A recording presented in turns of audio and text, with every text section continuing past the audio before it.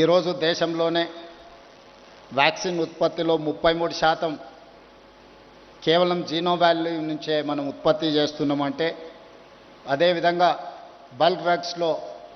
40% ఈ ప్రాంతం నుంచే ఉత్పత్తి చేస్తున్నాము అని అంటే, ఇక్కడి పరిశ్రమలు పారిశ్రామికవేత్తలు ఎంత నిబద్ధతతో పనిచేస్తూ ఈరోజు దేశానికే పేరు తీసుకొచ్చింది. అదే కాకుండా కోవిడ్ ప్రపంచాన్నే భయపెడుతున్న సందర్భంలో కోవిడ్ పేరు తలుసుకోవడానికే, కోవిడ్ వచ్చింది అని అంటే కుటుంబ సభ్యులు కూడా వాళ్ళని తాకడానికి వాళ్ళని చూడడానికి భయపడుతున్న సందర్భంలో జీనోమ్ వ్యాలీ నుంచే మనం వ్యాక్సిన్ను తయారు చేసి ప్రపంచ దేశాలకు దాదాపుగా 100 దేశాలకు ఇక్కడి నుంచే మనం వ్యాక్సిన్ అందించినామంటే ఆ గొప్పతనం కూడా ఇక్కడి పారిశ్రామికవేత్తలది, ఇక్కడి పరిశ్రమలు ఉత్పత్తి చేసిన వ్యాక్సిన్ అని చెప్పి తెలంగాణ రాష్ట్ర ప్రభుత్వం గర్వంగా చెప్పుకుంటుంది.